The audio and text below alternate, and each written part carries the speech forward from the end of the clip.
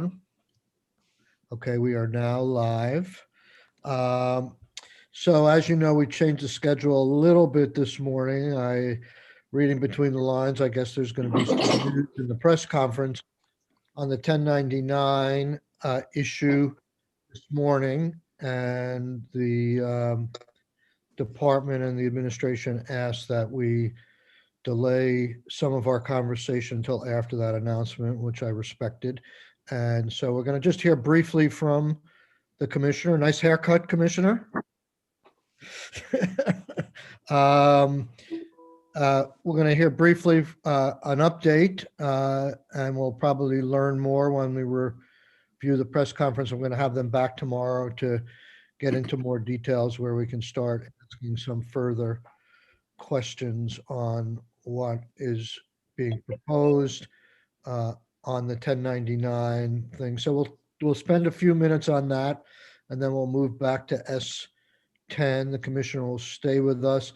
I assume you can stay with us till 11, and you'll be in the waiting room if you can jump in, if you're not at the press conference, and we have other witnesses as well. So, good morning, Senator Brock. Good morning. Good morning. So let's get started with the commissioner. Let us know what you feel comfortable telling us at this particular point, and we'll take it from there. Sure. Thank you, Mr. Chair. For the record, Michael Harrington, Commissioner, Vermont Department of Labor. We also have UI Director Cameron Wood available too for Q&A, and can also speak to the portions of S10 if and when we get there.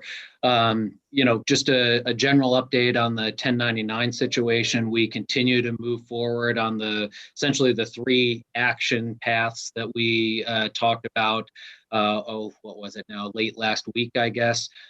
We have a team of people that are focused on communicating out and recapturing 1099s that were sent to individuals. That includes not only the people who received maybe the faulty 1099, but also people who received what could have been a correct 1099. But I think at this point, we felt it appropriate to ask for all 1099s to be returned. At the same time, this plays into our reissuing of new 1099s, and our teams have already begun the validation process. And we put in multiple checkpoints in our validation process, some automated, some manual, but to make sure that there are eyes on the 1099s at every step of the way, including right before they go out in the mail.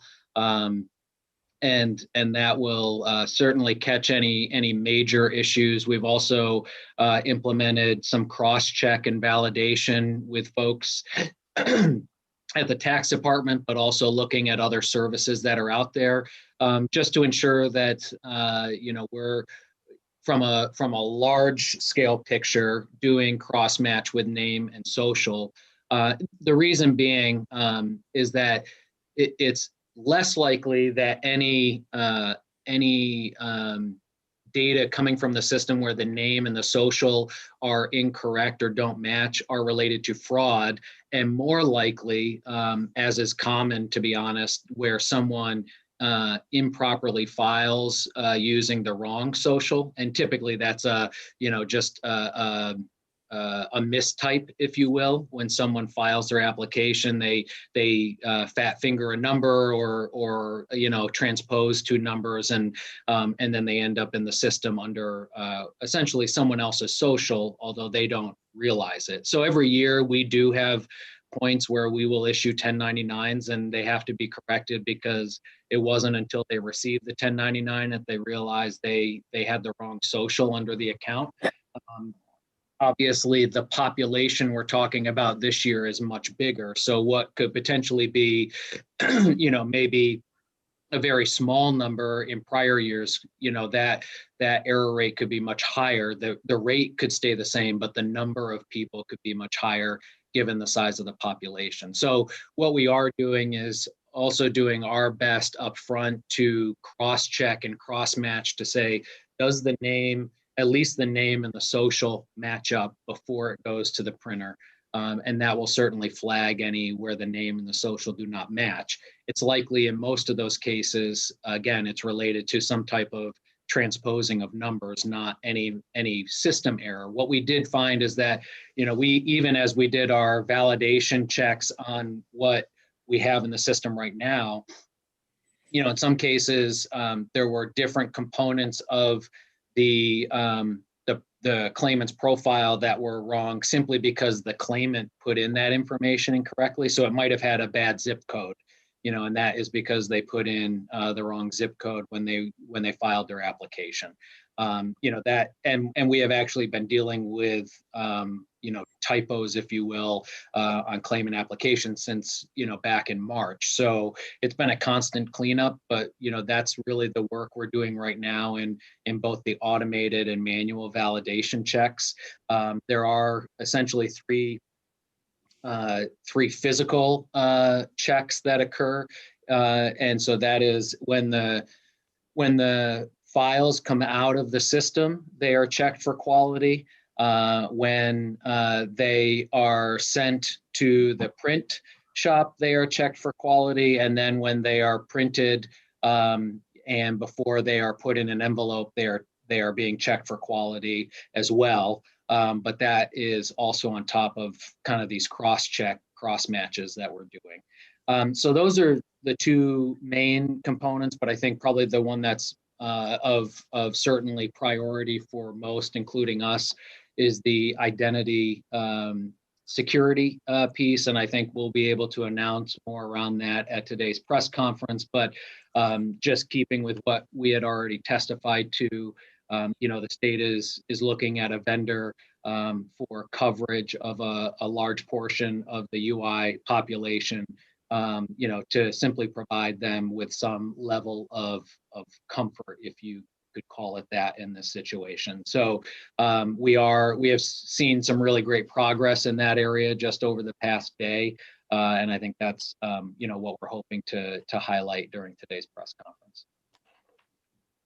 That is, at least from a very high level, and certainly happy to answer any questions, but those are the three action paths we have going on. And we also have had conversation, at least an initial conversation with the state auditor's office around the performance review. So we just want to let you know that process is underway as well. Senator Rahm.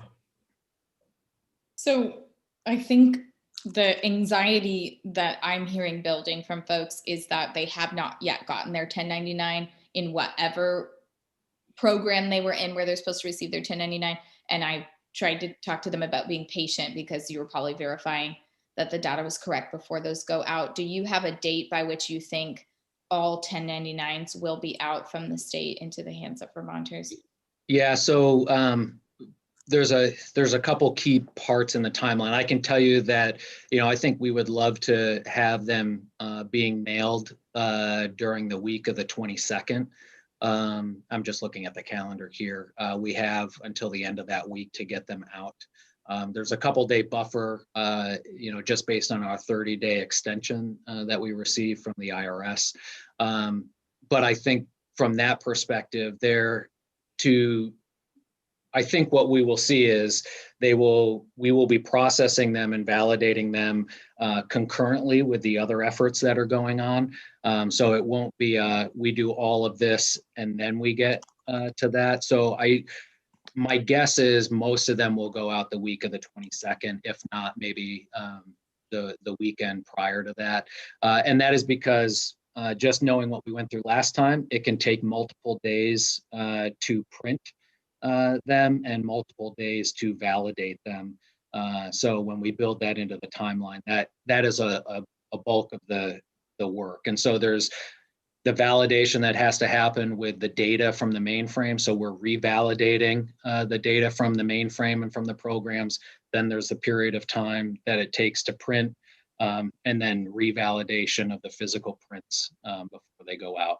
Some of that will overlap. So I don't want you to think that it's happening in succession. It will be concurrent. So it's an excellent question, and my sense is along the lines of minimizing angst here.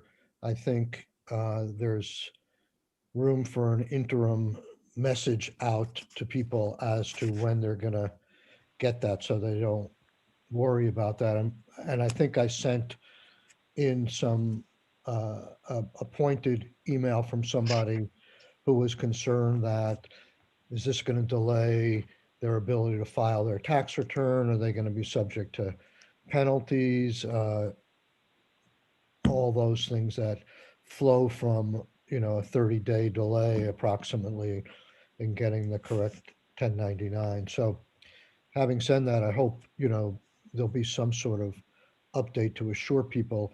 And along those lines, I think I want to acknowledge the phone line that was set up promptly with a message. I think that's important. And also, I think that I really did notice a difference between the February 2nd and February 5th email in terms of intelligibility and being able to, it was put forth very simply with clear bullet points and distinction, as opposed to the first one, which wasn't bad, but wasn't nearly as good. Mhm. So I think it looks like keeping that angst at a minimum. Yeah. is Just so you know, Senator, I think we hope to have at least a preliminary schedule lined up by over the next 2 days. And I think at that point we can start sharing with people what they can expect. I mean, I can tell you right now, our hope is that they will have already started to and will continue to receive recapture mailings. So some of those went out yesterday, some other ones will go out today, and then so on. So they will get the recapture mailings with the return envelopes probably by the end of this week and into next week. I think, when we're talking about the identity protection, that will come out shortly thereafter, just on timing wise, and then the validation piece. So I think we should have at least over the next couple of days a pretty good handle on what the schedule is, and then we can share that with folks. What kind of numbers do you get any sense from the phone calls that are coming in? How many people um, are, anxious enough to be calling with concerns or? Yeah, so we have I'll know more this afternoon. We have a meeting with our vendor twice a week, Tuesday and Thursday in the afternoon. So I will get the numbers from the Saturday and Monday days to know what call volume was in about this and on that line. I mean, certainly I know that, the people who reach out to you and to me are obviously those people that are obviously concerned about timing. And we've done our best to respond to those folks as well. So I think we're trying to do as much as we can in terms of proactive communication, because our ability to, I'll say, be reactive in our communication. The fact of the matter is, if we can send one message that helps, 10,000 people understand what's going on, that's better than having 10,000 people call us and us needing to try to communicate to 10,000 people individually. So, Yep. Okay. Any other thoughts before we move on to S10? We're going to get back to this tomorrow. You'll probably read about some of the stuff or watch the press conference. But we'll spend some time on this tomorrow, so we can ask a lot more questions at that point. Senator Rahm. I mean, it's just one more because it's the systems approach that I think is still eating at me. But do you anticipate that in a month or so, people would be able to search for their name and know, and some other identifying information, and know if they were a victim of the data breach? Do you expect that to ever be available to people? Because I think that would just allay some concerns that they may have, even if they think, I wasn't in that program, I don't think I'm affected. It's their final verification. we've had some conversations. I mean, so I don't know. I do know that is a conversation we've had with or will be having with the vendor to see whether they can set up some type of system like that. I think at the very least, when we send out our communication to people, we're hopefully able to tell them, if you essentially three levels of severity, if you will, right? So if maybe the top level being the most risk, right? And so if you received a 1099 for either this program or this program, you may fall into this category, which is the highest risk category. If you received a 1099 for these programs, you fall into the middle risk. And if you receive a 1099 for these programs, you would fall into low risk. I think the hard part for us will be developing a system that can cross match and cross check all 1099s that someone received. And so I think we'll look to see whether or not that's feasible in a manageable timeline. But if nothing else, when, at the end of this month, when people receive their 1099s, it does indicate on the 1099 which program they did receive benefits in. So as long as they know what program they receive benefits in based on their new 1099, they could essentially look at that chart and know, okay, I fall into this category or I fall into that category. So at least to that level, they would be able to do that, hopefully relatively immediately. Whether we can find an automated IT solution, that I can't comment on that yet. I just don't know. So, yeah, thank you, Michael. Just to add to Keisha's point, I mean, that was one of the great, not great, there was nothing great about the Equifax breach, but you could find out fairly quickly if you were an affected person. And I think, however, whatever we can do to help simplify that so that people can just easily find out, because I have found that people are less focused on which program they were in and more on, it's interesting that that's a detail they're not as aware of. Yeah, no, absolutely. Well, I would echo Senator Clarkson and Senator Rahm's point, but I guess I thought you had told us that, was it just predominantly the two programs where there was a breach or a risk, and a lot of the other ones weren't sent out, like traditional UI and PUA weren't sent out yet? So if that's the case, couldn't you set up a program that if you were on one of those two programs only, then you're not affected, and let people go online and find that out? Yeah, I think we're trying to be cautious from a perspective of, one, I think there's obviously a lot of lost trust given this situation in the department and in the process, I should say, for issuing the 1099. So I do think there, to some level, in earning back that trust is to make sure we cast a wide net for protection services, because I think people will just question the validity of our statement anyways about saying they weren't impacted. So I do think from some level, I can tell you, if you filed in the unemployment insurance program and your 1099 is still sitting downstairs in a locked room and never went out, your risk is low to zero. But I think even to some level, we don't want to overpromise and have someone misinterpret or miss the fact that they may have also received a supplemental benefit and didn't realize it, until they got their 1099. So I think we're just trying to be very inclusive in how we talk about it and the type of protection we offer, to reassure and maybe allay some of the fears that people have. Okay, thank you. Fair enough. I think you heard Senator Rahm and Senator Clarkson and myself say this is a priority to make it easy for people to be able to find out, I'm out. Yes, yes. And I do think we have an obligation to be able to help someone manage their fear, right? I'm in a high risk category, a low risk.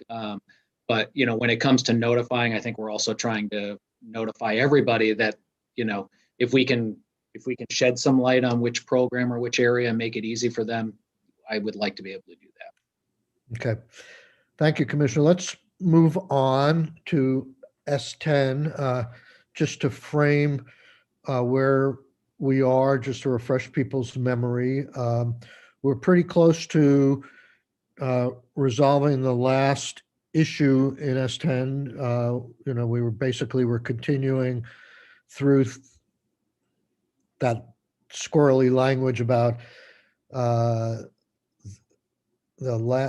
continuing beyond the executive order until the end of the next quarter, provided it was within the first month of that quarter. You know what I'm talking about. All the policies we enacted last year, except for the fix on rehiring, the offer of rehiring. And Damien had drafted some additional language to, I think, finalize a proposal that I was raising on the rehiring offer to people who were subject to a layoff by the employer because of shutting down their business, as opposed to the individual voluntarily quit. Since that time, I wrote everybody a letter and the department. Senator Clarkson had started getting into the questions of other programs on the federal level, one of which I think we were familiar with, it didn't get as much publicity as a lot of the UI stuff, but is essentially a paid family leave kind of mini version during the pandemic, which sunsetted on the federal level in December. It got me thinking that, we're doing all of these bills and programs, we're continuing them through the extended pandemic because the pandemic is extending. And, was there a way to continue that federal effort? We've done it in workers' comp. We're doing it here in UI, where we have an extended moratorium on evictions till the pandemic ends. So I talked to Damien to educate me a little bit more on what the feds had done, and he's going to share that with us momentarily. I do want to say, before I forget, our bill S9 got signed by the governor a couple of days ago. So we were the second bill this session to get enacted on workers' comp. So those presumptions are now going to continue until 30 days after the end of the pandemic. I want to look into the possibility of we're in this bill, as you know, I hope we know at this point, S10 at this point, we are giving rate relief from chargeability for 2020 to employers without having to really make an offer of employers. So we're benefiting the employer community in terms of their chargeability, and basically are in that situation just because of the administrative hassle. But going forward, we're requiring an offer of rehiring to those employees who have been laid off due to business closures. But we're not, at this point, we're not requiring an offer of rehiring to somebody who's out for a quarantine or to take care of a child, or those voluntary good cause reasons of leaving. And I want to explore whether we can possibly do that as well. Well, we need to understand it. In the federal law that expired in December, they had in essence, for certain employers, a true paid family leave kind of provision. It was short term, but it did two things. It gave wage replacement and it gave job protection in terms of the rehiring. What we have right now for these people who left because they contracted COVID or had to take care of a child or came in contact with somebody, we have wage replacement. We're continuing wage replacement through the UI system. What we're not doing is any semblance of job protection to get your job back. And if we go down this road, what we'd be suggesting is not a guarantee of job replacement like the federal law did. We're just saying at least offer the person the job back when they're ready to go back to work. And if they take it or whether they don't, that's a decision between that's a decision for the worker. And as far as the employer wouldn't really have to even make the offer, but they wouldn't get relief from their chargeability if they don't at least offer the job back. So that's about as simple as I can say it. And Damien can add on as he presents this. And the reason why I think this is timely, because on Friday, we're going to start getting into rate relief from chargeability and other things. And this sort of fits into that whole category. And what we're hearing from the department is that, as long as we get this stuff to the governor's desk by the end of March, they can work with it both on the continuation of that we have in S10 presently, plus the request that they have in for relief of chargeability on, those rates 1 through 5 and the base were the things that they're asking for. So this is another sort of variation on that theme. So the timing, I think, is right this week, today and Friday, and hopefully, we'll start wrapping this up with votes, whether it's bifurcated or not, next week. So, Damien, can you educate the committee on the paid leave provisions that were in the federal law that expired on December 30th or 31st of last year? Sure, I'd be happy to. Good morning, everyone. So I'm going to share a handout that I created last spring. And just pull this up for you here. So, and I think I've provided a copy of this to Nathan to post on the website. If you don't have it, Nathan, just shoot me an email and I'll send you a copy. That would be great because it is minute.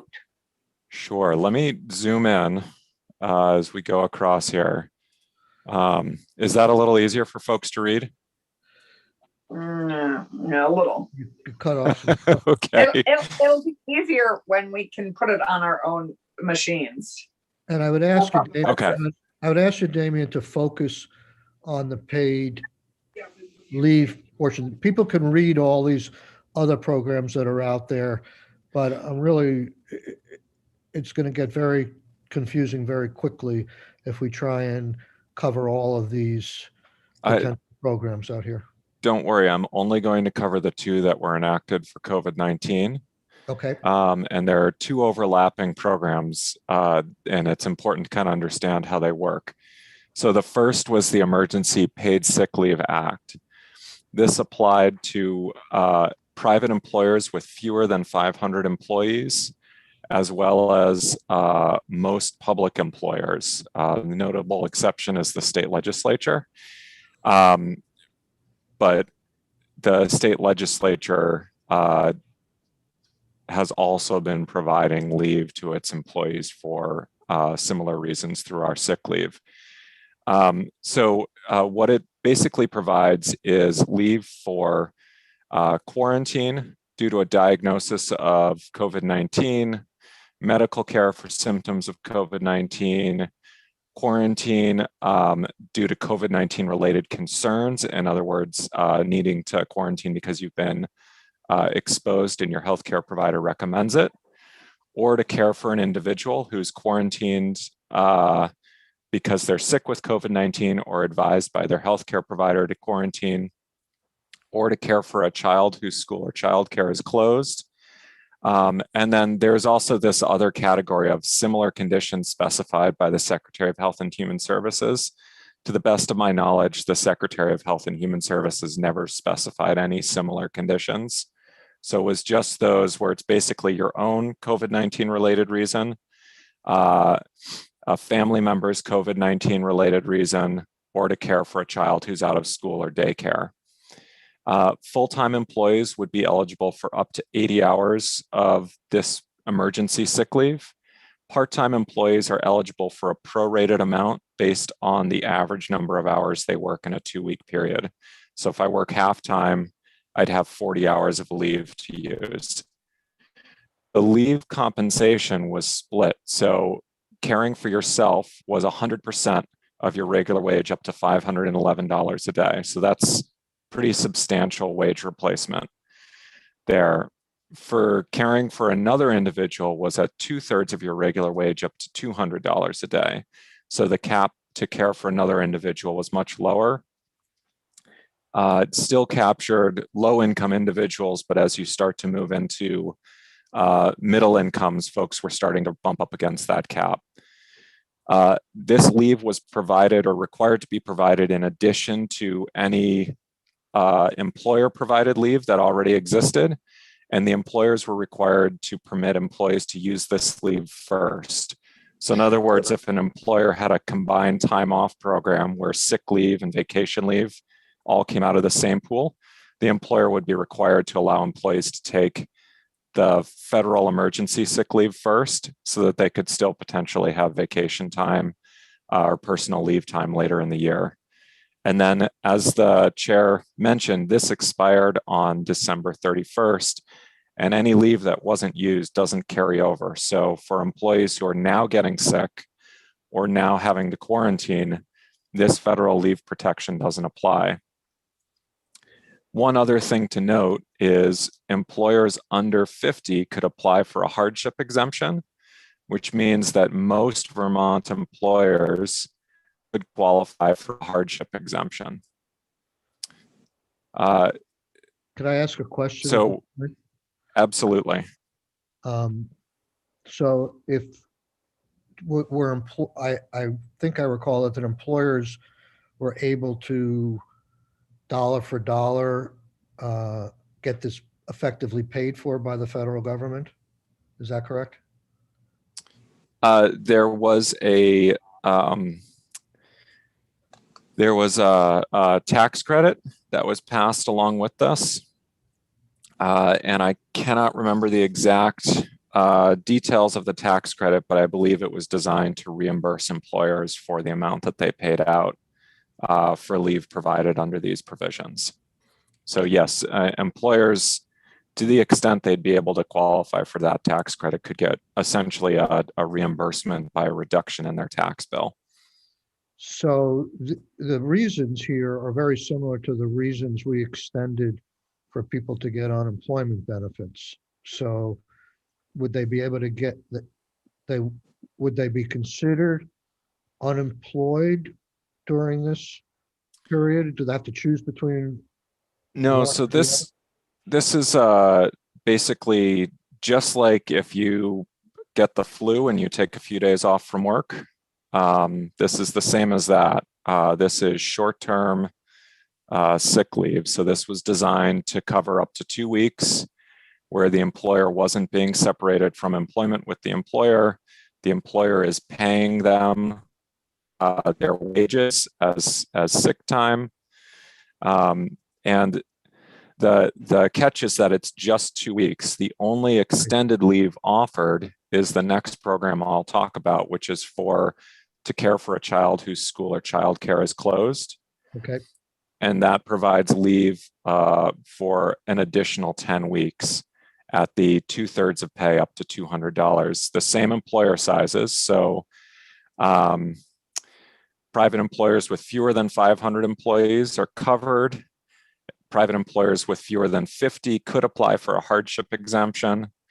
I have no idea how many Vermont employers sought a hardship exemption, but most Vermont employers were at least eligible to apply for one. So what our unemployment covers is if your employer is larger than 500, or if your employer has a hardship exemption or is otherwise exempt from this, or if, for example, you use up your 2 weeks of leave and have no leave left, and then need to take additional leave. So, for example, you care for a family member who gets sick with COVID, and that uses up your 2 weeks, and then a couple months later, you yourself come down with COVID-19, or another family member gets sick and you need to care for them, or your child's school closes and you need to care for them. there are a number of scenarios where you could see folks running out their leave and then needing to take on this additional leave, assuming that their employer doesn't have an exemption for either hardship or size. Who do they apply to an exemption for? Federal government or the state government? I believe the exemption was with the U.S. Department of Labor. I'd have to look back. It's been a long time since I looked at that language. Okay. Okay, well, that's something we probably, if we pursue this, that we would need to know, I think, as to how many small businesses have asked for the exemption or whether they were able to deal with this, especially in light of the childcare thing. And one of the other reasons why this was something I thought was worth looking at is we were startled by the 73% figure of unemployed who are women. And we sort of, on the surface, said part of that reason might be for childcare responsibilities. So we want to try and get those people back to work. And just again, to keep this in perspective, what the proposal might be here would just be that, you know, in these situations where people were voluntarily quit for a COVID-related reason, or we could limit it just to childcare reasons if we wanted to go there, that at least they get an offer of reemployment when that situation ends. And if they don't get that offer of employment, it's not a mandate, it's just that the employer would lose their chargeability privileges, so to speak. And the department has said they're able to go back at this point in 2021 to do it on a case-by-case basis, as opposed to they were unable to do it, and we agreed with them that they couldn't do it for 2020. It's worth noting on the childcare piece that the 12 weeks of federal leave for childcare would have run out in mid-June for many Vermont parents because schools were closed down for the entire spring. And then if your child is out of daycare for the summer, or their school remained closed or closed periodically during the fall, you might have no leave left. And then your options are out at that point. So that's something worth noting. The schools statewide were closed all spring, and then daycares started to reopen midsummer, but on a limited basis. And then throughout the fall, some schools have remained closed, and many others that reopened have closed periodically due to outbreaks or concerns around vacation time. So that it's, even with the 12 weeks here, it's fairly likely that a lot of parents have seen their federal leave rights run out, and then they're left with the option of either taking unpaid leave from work if their employer will let them, or separating and seeking unemployment benefits under the provisions we passed. Well, yeah, and what we're talking about here, just so I know this is kind of confusing, but we're just talking about 2021, and we are talking about people who have been effectively separated from their job and are drawing unemployment benefits. And the question is, when they're ready to go back to work, can we require the employer to offer them their job back at that point? We're not talking about any kind of financial interaction in terms of a paid leave wage replacement. That's being taken care of by the unemployment system. But we're just trying to get some job security, some sort of tangential job security or rehiring. I see What's Senator Rahm has her hand up. I'm sorry, Senator Rahm. If you were going to ask another question, Mr. Chair, I can wait. No, I'm done. Okay. And I was only smiling a little bit, Damien, when you were talking, because it sounds like you're a parent and just know exactly what's going on behind the scenes with this issue. So I Yeah, can only imagine. we've experienced some of that. We're fortunate to have a school that's stayed open more than a lot of others, but even our schools had several different closures Yeah. over the course of the fall and the winter. Yeah. Yes.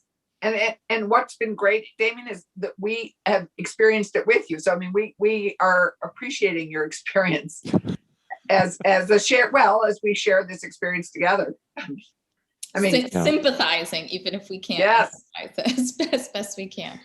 yeah, My question was one that I went and looked through the bill, of which I'm a sponsor, co-sponsor for full disclosure. And then I was looking through this document and I'm trying to remind myself in this bill, and I even read it and I just couldn't, I have to get back into legal language speak, but how did we divide up, and this could be for the chair or others, but how did we divide up the kind of payment into the system in the breakdown between employees and employers?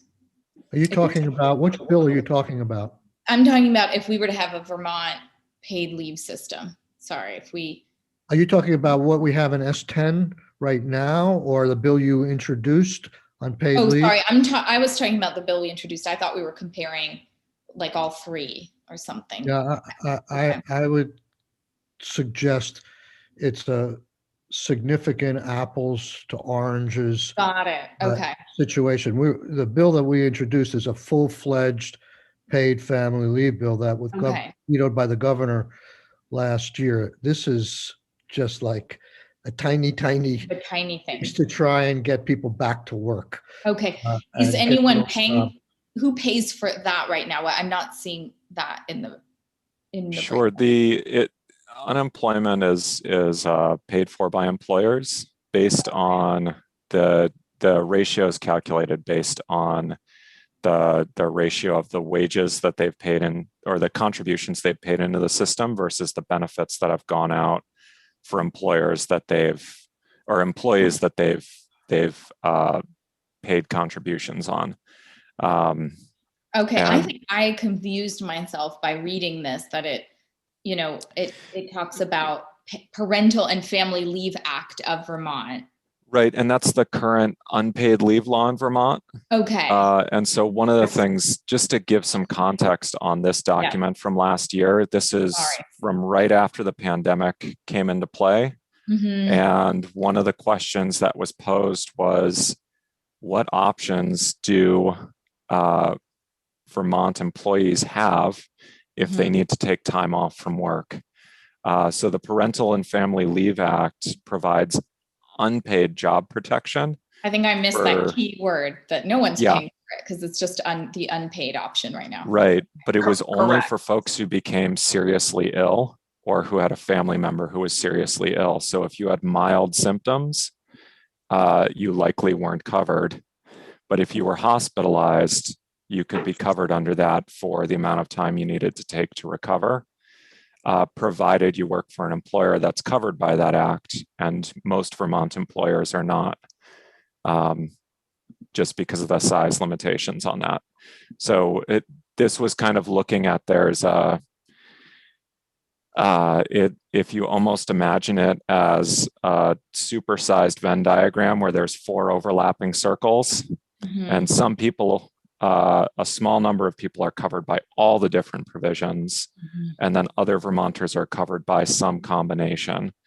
And then in some instances, that combination only covers you for a very limited time. And in other instances, you might have had up to 12 weeks of some sort of paid or at least job protected unpaid leave. If you got COVID, the thing with the unpaid leave, as you can imagine, is for some employees who might not have qualified for more than 2 weeks of paid leave, or maybe if they had some accrued leave through their current employer before this, maybe up to 3 weeks, they could run that out and then they need income. So for them, the option was, rather than holding on to their job, separating from employment for a COVID related reason, and then going on unemployment, which is, if I remember the timing right, I think the UI provisions came out right around the time I prepared this handout.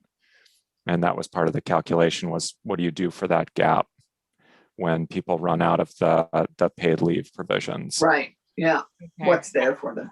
Yeah, Yeah. I apologize, Mr. Chair. I'm such a visual person, and I saw Parental and Family Leave Act of Vermont and thought This is complicated stuff, and there's a myriad of programs.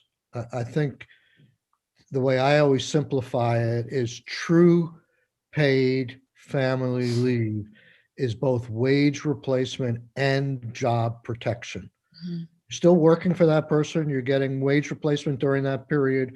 You're still in their employ, you're not working, but you're taking leave time off. It's like sick pay or vacation pay, and then you go back to work. Mhm. Okay.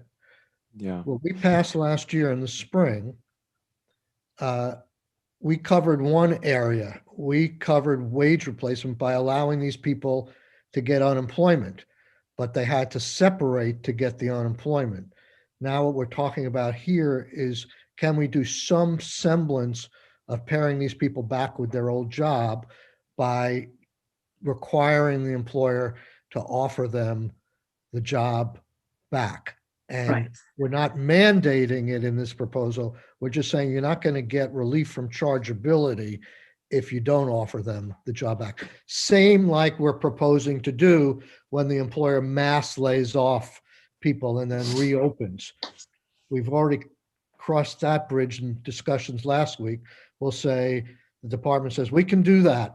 If they don't offer the job back, we're not going to give them rate relief. So now we're suggesting, can we do the same thing when somebody was out for childcare reasons? We're not going to give you rate relief unless you offer the person the job back. That's trying to simplify it. So let's, Commissioner, are you still with us at this point? Senator Chair, Brock? can I ask a question, please? Yeah, absolutely. Just regarding offering the job back, we've heard the reasons why that might be a good idea. We haven't, though, taken any testimony as to whether or not there are any alternative views. What does business, if I could use that broad term, say about that? And are there any implications to what we're proposing that business would oppose? And if so, why? I would just like to hear the broader argument. Senator Brock, we're just getting started on this. I anticipate that business very well might be opposed, and we will definitely hear from them and see if we can do this or tweak it. We're not rushing this. This is a new idea. Keep in mind, though, that we're giving business relief from what we passed last year in 2020, where they will not get any chargeability, even if they don't offer the job back. So I'm trying to see if it makes social sense here to balance those interests. And Sure. My only interest is just to ensure that we have a balanced argument and that we hear all sides. That's all. Nothing more. Absolutely. So, and the department may not like this idea on principle either, but what I want to hear from the department now, if the commissioner or Cameron could talk to us, is there a practical reason administratively? We've got this, we worked through how we were going to deal with chargeability in 2021 for businesses that lay people off because they shut down and then reopen. And we came to the conclusion, I think, that you can manage that, and you were going to ask for people to apply for relief, and you were going to, on a business by business going forward, able to determine whether they should be relieved of charges. Is there really much difference when we talk about people who are not laid off by business, but they voluntarily quit because of a good cause that we've allowed them to draw unemployment benefits at this point? So I'm going to step away in just a minute for the press conference, but I will let Cameron speak to this. I think from the department's perspective, having not really spent too much time considering it until hearing kind of a more detailed explanation just now. I think we need to do some due diligence on our end to see what it might look like or what the impacts could be. I do believe there is charge relief available and an expectation of rehire for someone who is quarantining or in isolation. So again, if we're speaking more about the individual that voluntarily quits to care for a loved one or care for a child, I think that's a deeper conversation because, some of those may have lasted a period of weeks or days, depending, and others may, we know there are people who removed themselves from the workforce at the start of the pandemic and still have not returned. Caring for a child or a loved one. So, that's a much different impact on an employer, whether we're talking days, weeks, or months, or even a year after the fact. And something we, I think, need to give some more consideration to before we can provide a concrete position on that. But I may just toss it to Cameron to offer comment just from a UI perspective. I appreciate that you need more time. I think I wrote the department yesterday or the day before with this concept, and I wrote the committee as well. And keep in mind, I'm trying to look at the bigger picture here. The administration is coming to us asking for $30–50 million in rate relief for employers, and I'm just trying to get people their jobs, the possibility of getting their jobs back, doing something for claimants here. So No, I do want to go on record, though. I think, you have on numerous occasions asked us if we're going to provide something for employers, what are we going to provide for claimants?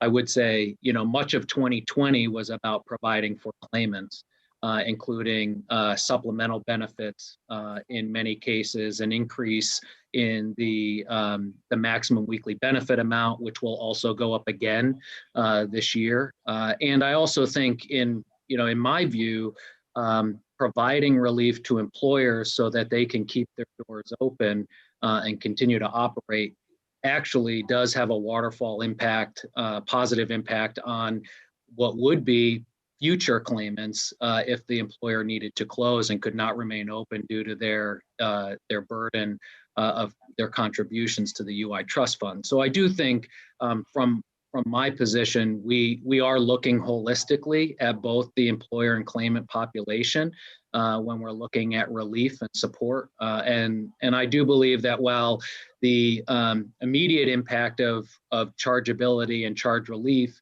impacts the employer, it does have a trickle-down effect on the employees, because I don't think without that relief, I don't think all employers could maintain current operations. And if they had to downsize or close due to tax obligations from COVID, that would, in some cases, have a much more severe impact on the claimant, the potential future claimant population. So I do think it has a holistic view of both populations. Well, I think we'll have to debate that a little further. I get a little troubled by the word trickle down.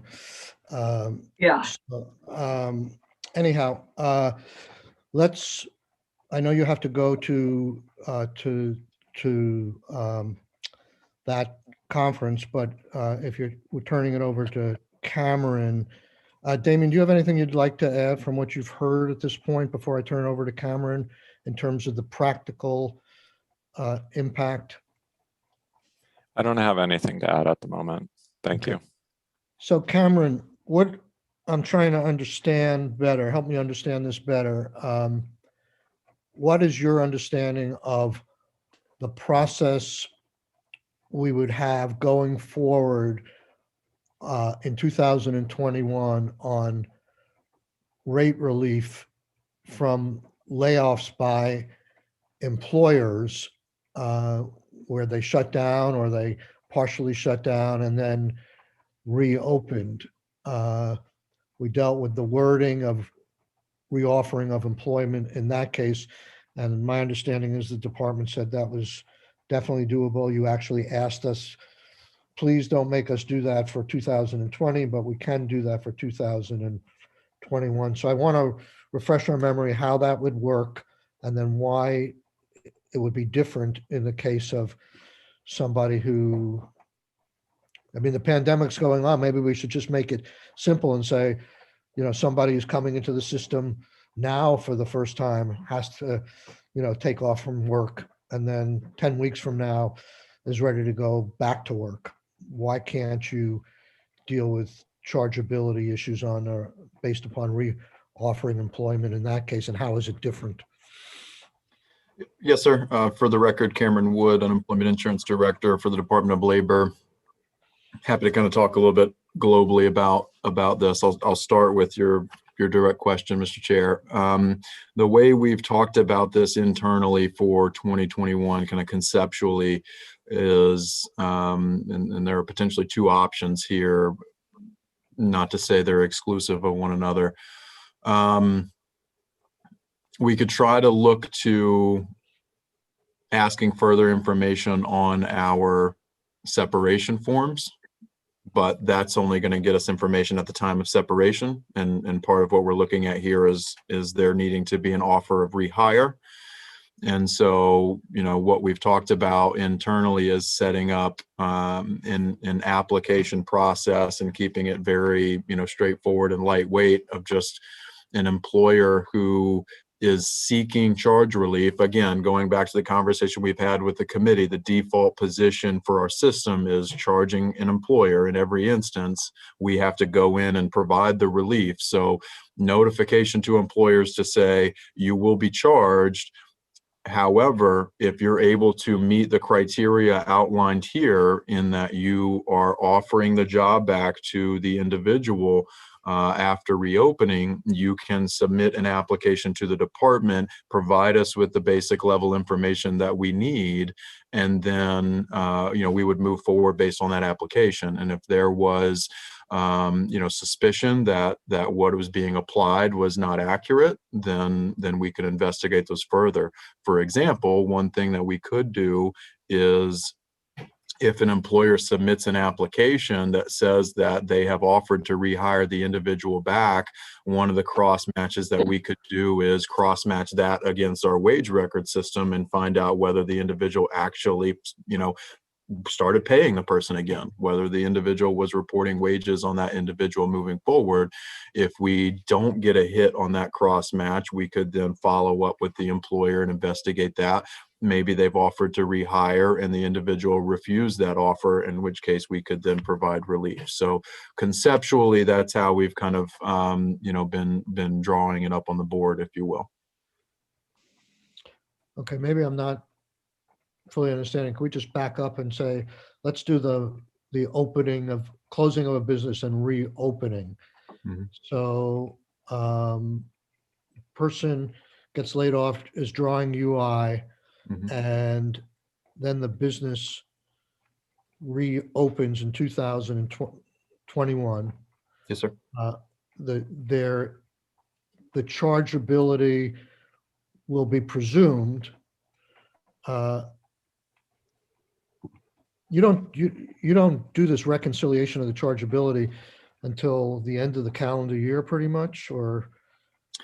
We can do it throughout the year, and I think that's where we're in a much better position to try to manage this workload in 2021 throughout the year, whereas last year we were not in that position. All right, just I may be being a little dense here. Just walk me through the bill that you've seen so far to date. How would you deal with the mass? With somebody gets laid off in January of 2021, and then the business reopens in May of 2021. The person draws benefits all during that period, and I guess continues to draw benefits in past May because they've never been contacted by the business to offer them a job back. What happens at that? The presumption is that the business is going to get charged for those benefits. Yes, sir. Yes, sir. In that instance, the employer is going to be charged, and we would leave the charges on the account for that employer. What we would do is set up an application process so the employer could come in, assuming it would be in May, if that's when they reopen, and they would say, we've been able to reopen our doors. We would ask for whatever information we need, in order to document the request and make sure the employer is in compliance with the requirements that are being outlined. And, if they certify to us that they have offered to rehire those individuals back, at that point, we would probably take that certification and provide charge relief. However, that's where I was saying we can then have that information and do our own validations on our end. If somebody has offered to rehire somebody back, they've attested that they've reopened, my first step would be I would expect to see wages for those individuals within that quarterly report that would be due at the end of the quarter. So we could cross match there. And then if we find out that they're not reporting the same individuals, or they're not reporting individuals that they've told us on the application that they offered to rehire back, we could investigate that. And then as we spoke last time with the committee, assuming an employer has submitted that application, if we do an investigation and find out that they've lied to us, we could then, apply penalties in that instance. So Mr. maybe it's unfair. I'll give me 1 second, Senator Clarkson. Maybe it's unfair to, maybe by Friday, you could come back and tell us how you might set this up for people who instead of being laid off have quit because of COVID. We'll try, just to be clear, we're trying to do, we're recognizing that people in this environment have gotten laid off because of a business cessation.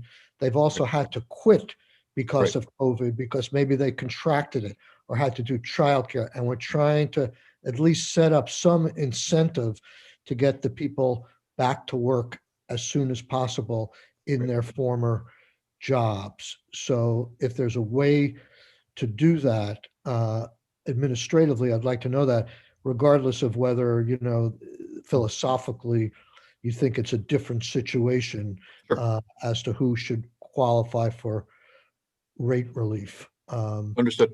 Yes, sir. So if you could do that, that would be great. I do want to say that I just want to be clear, because the commissioner made some mention that he has offered to increase the maximum every next year. I find that kind of strange. Doesn't the law require him to increase the maximum? What is he offering here by complying with the law? No, sir, I don't think he was offering anything. I think he was just making the statement that the maximum benefit did increase last year, and by law, as you've identified, Mr. Chair, it would be set to increase. Assuming there's an increase in the average weekly wage, it would increase as well. Okay. Senator Clarkson. Thank you. I'd like to go back to my sort of broken record about education and communication. I think what we're getting at is good here in terms of how we administer the rehire and how you account for it. But how is the employee going to know the jobs are open again? How can we guarantee that there is a productive communication between the employer and the employee that they're rehiring? Right.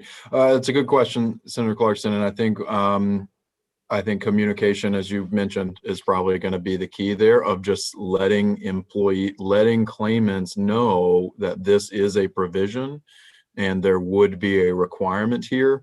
It's one of the conversations we've also had about possible reinstitution of a work search in the future, of what that could look like in the initial stages. It might not be as of next week or next month, you're automatically required to do 3 job contacts. We've talked about how do you slow roll that out. Maybe the first requirement is the claimant try to make contact with their former employer to see if the job is available, and that would be your first job contact. So I think there is a piece there of we can't force claimants to do something in that situation. I think it's just going to be Yeah. educating them about what the requirements are and that they do have this Right. semi-protection, if you will. Right, but it's incumbent upon the employers, I think, here, where there's a repercussion if they don't rehire an eligible Yes, ma'am. person. Yes. So it strikes me that it's incumbent on the employer to be communicating the reopening of certain jobs, Yeah.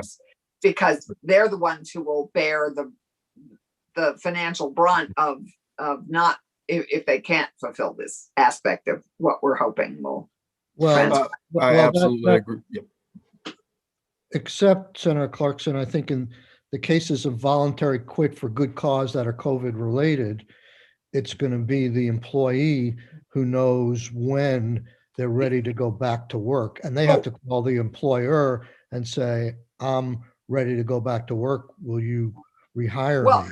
I think it's a combination because they may or may not know that those jobs are open again. So, I mean, I think it's a two-way street. I don't think Maybe it's both. Absolutely.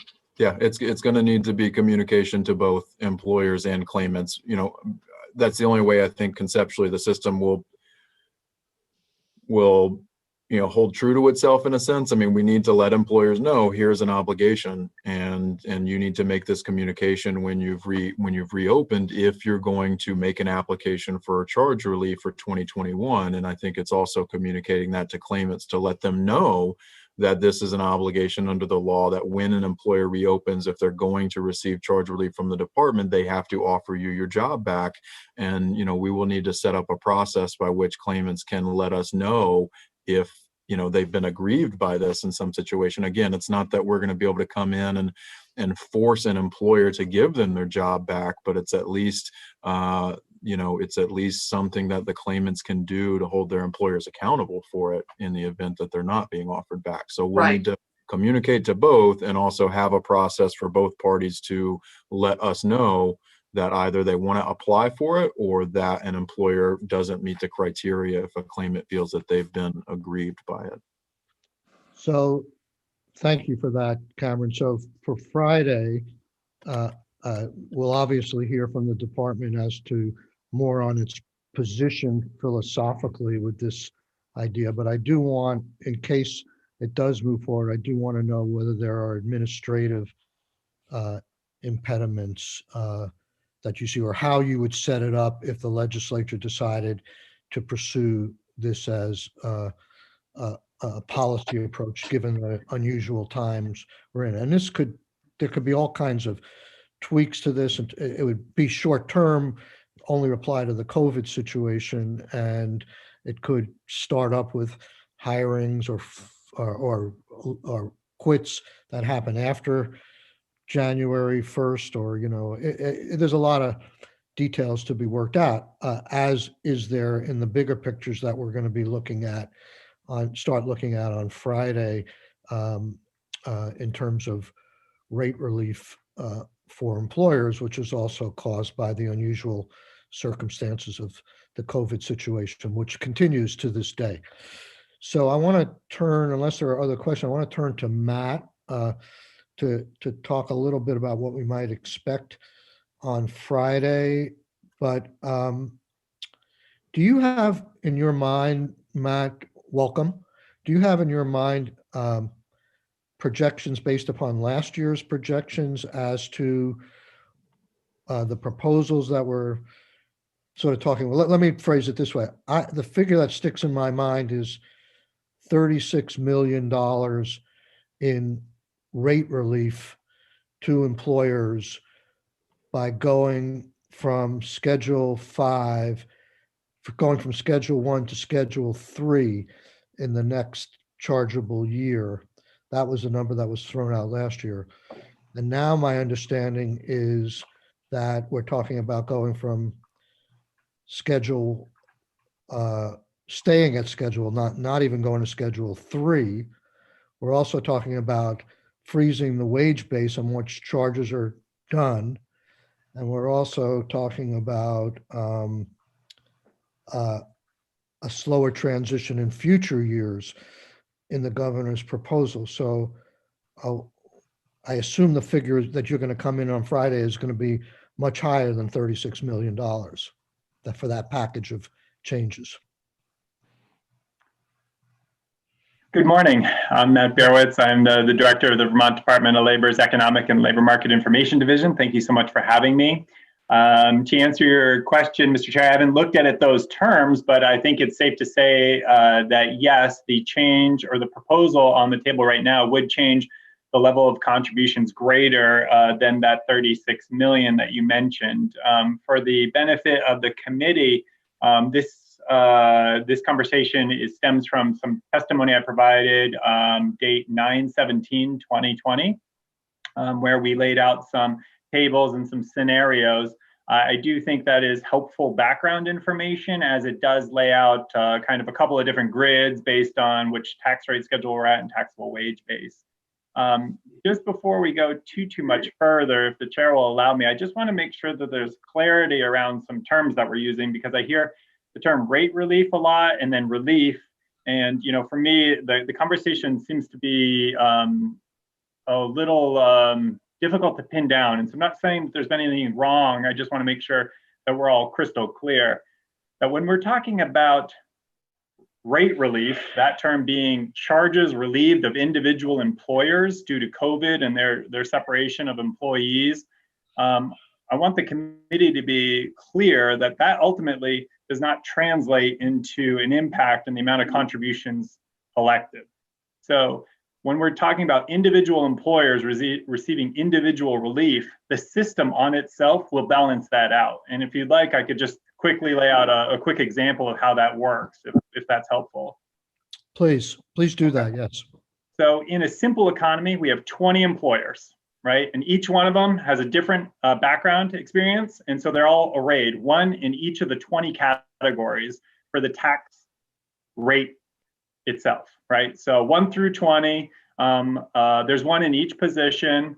And if one of those employers, just one, was impacted by COVID, you know, absent intervention of the rate relief, when we did the calculation and did the array for this year, maybe that employer was at tax rate 3, and because of the COVID layoffs would jump to tax rate schedule 20.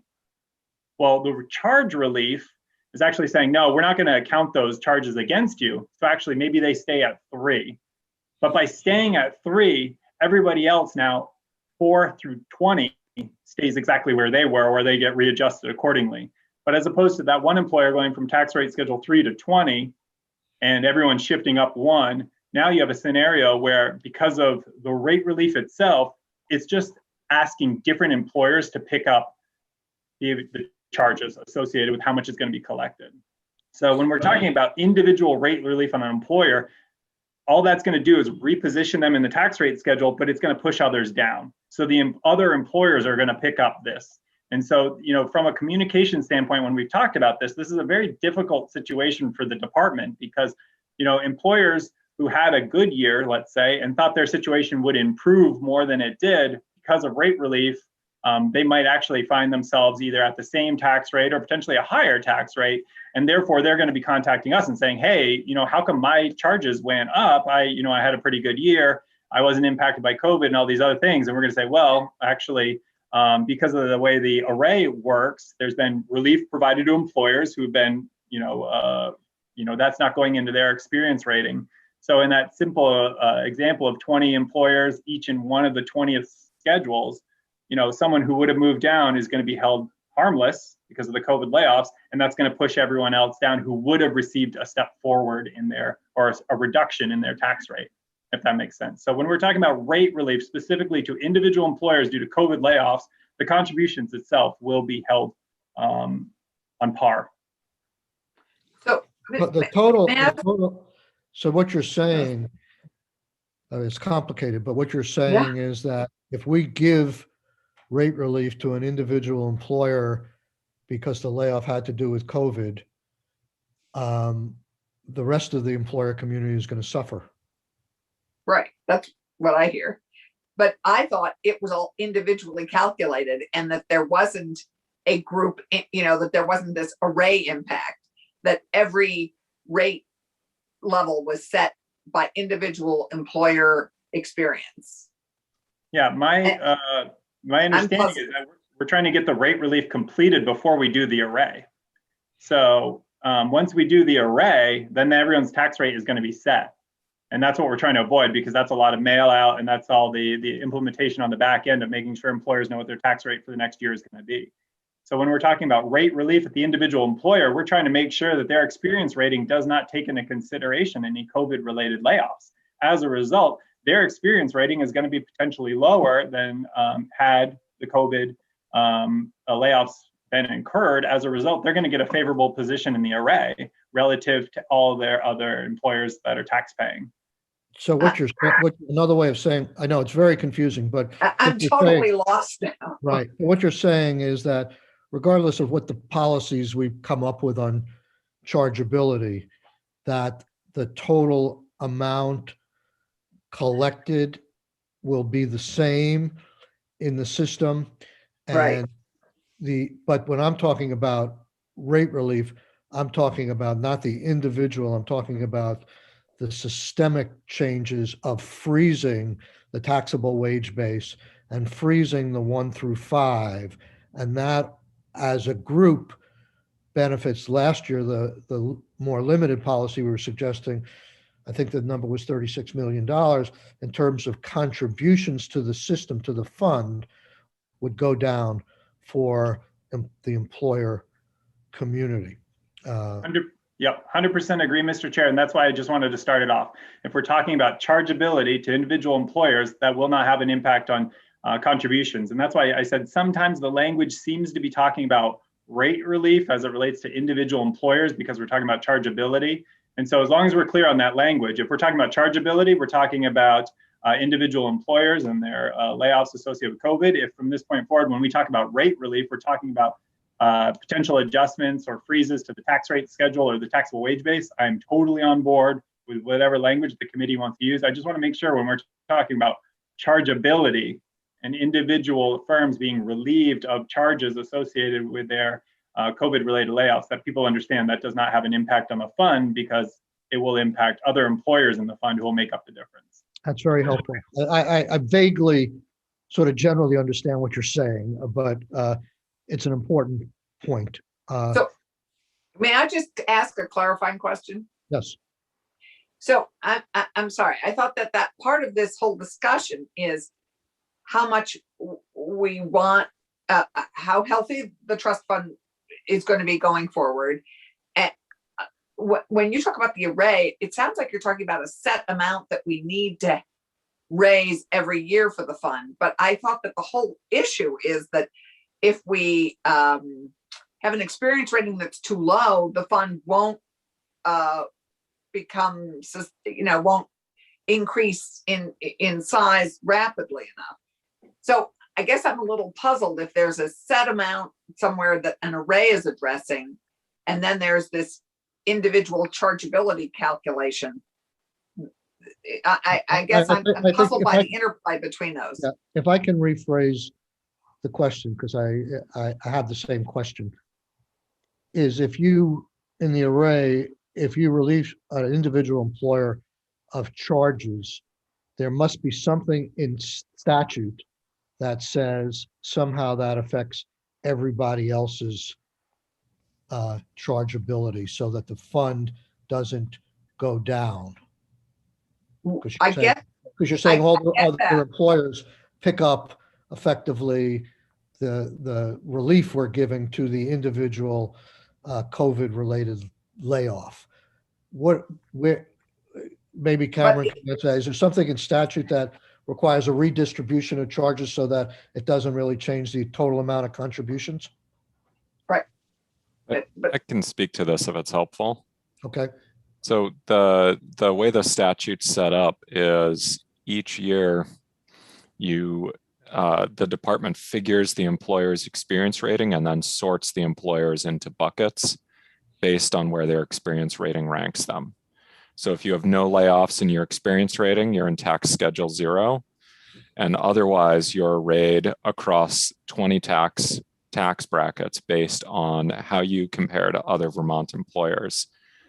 What we're doing here by giving the chargeability relief, to use Matt Barowitz's terms here so we don't confuse things. But the chargeability relief is saying, employers, we're not going to shift you up to a higher rate bucket based on your COVID-related layoffs, because we know that COVID affected different employers disproportionately. So if you're an employer that relies on interactions with the public or as a crowded workspace, you may have been forced to shut down and temporarily lay off your workforce. Or you may, just by the luck of the draw, have more employees who had to take a COVID-related reason to quit their job. So what we're doing here is we're basically saying, you're not going to be affected by the way your business was disproportionately impacted or not by COVID-19, but you're still paying taxes into the system. And that's the flip side of this that Matt Barowitz was talking about. I don't know why I'm using both your names, Matt. I love it. I think it's because I'm looking at my screen as I talk to you. But the flip side of this is the taxable wage base and then the tax schedule. So within those 20 buckets, you have 5 schedules. So your tax rate within a current bucket, and this is, I'm pulling this number out of thin air just for the hypothetical, could be 1% or it could be 5%, depending on what schedule you're in. And those numbers, I don't think they align with anything on the schedule, but it's just for our hypothetical. And same way, your taxable wage base could be 14,100 or 14,600. So that's the amount of wages that you pay taxes on. So what we're basically saying is, we're not going to affect where you fit on that array of tax rates, so that which bucket you fall into, based on the fact that maybe you're an employer who was disproportionately affected by COVID-19. That's what S10 is about. Right. The other proposals that the department has brought to us related to the wage base and the tax schedule are about saying, we're going to prevent your rates from going up temporarily in order to help employers, to basically use the explanation the department's used here, is they're going to hold those rates down to enable employers to recover more quickly by reducing the rates that they have to pay into the system temporarily until the economy is on more stable footing. And that's what you do by holding the wage base down or keeping us on Schedule 1 for an extra year. I get that, but what I'm not understanding is the overlay of the array impact of the collective responsibility that's then shared by everybody that impacts somebody. I mean, that impacts their rate somewhere. Right. So I can't, so if you keep it at 1, you keep it at 1, but then how does the array increase keeping it at 1? I mean, it sounds like that's just step 1. Yeah. So the way to think of it is the 20 buckets in that tax schedule, you're going to fill them with a certain number of employers in each bucket, no matter what. What we're saying is, when we're determining which bucket you're going to go in as an employer, we're not going to consider these COVID-related UI charges. So if I'm, say, a restaurant and I had a significant number of COVID layoffs, I might not see my rate class within my bucket within that rate schedule change this year, because I might be able to rehire all of my employees after a mass layoff and just continue functioning normally. So I might get rate relief. On the other hand, if I'm an employer who closed a location this year for a non-COVID related reason, say I lost a contract and I had to lay off 20 staff members, I will see my rate change. Right. I get that. And I could move up 2 or 3 or even more classes depending on my ratio.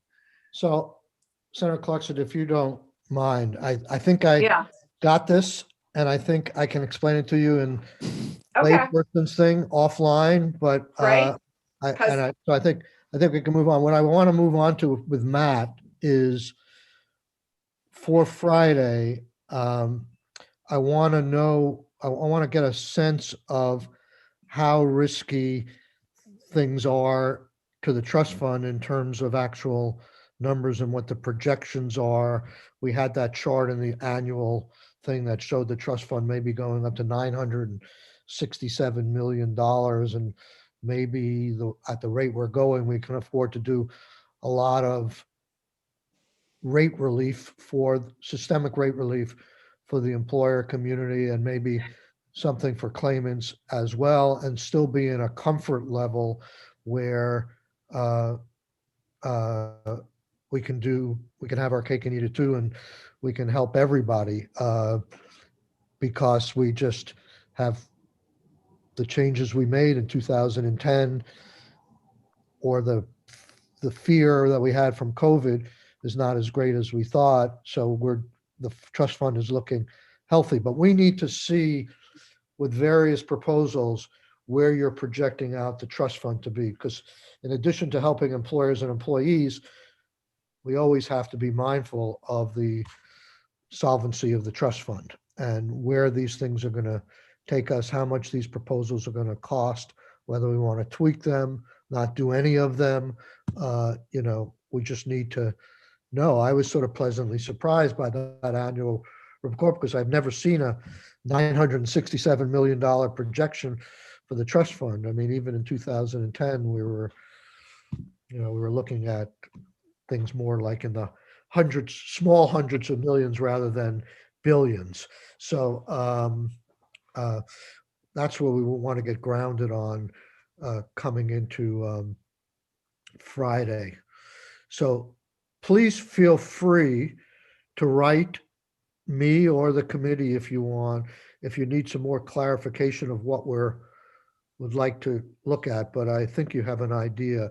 I mean, I was involved in 2010, so I remember all these charts of, we make this policy change, it's going to affect the trust fund by $50 million. If we make this policy, it's going to make it $150 million, up or down.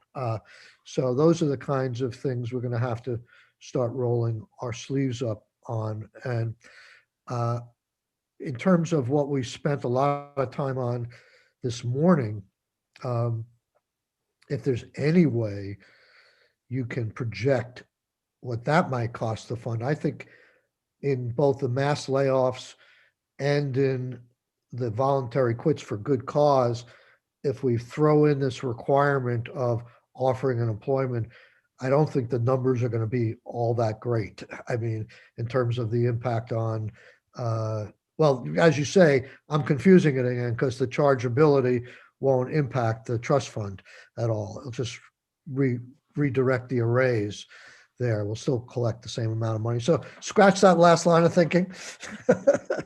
I learned my lesson as I talked it out myself. Okay.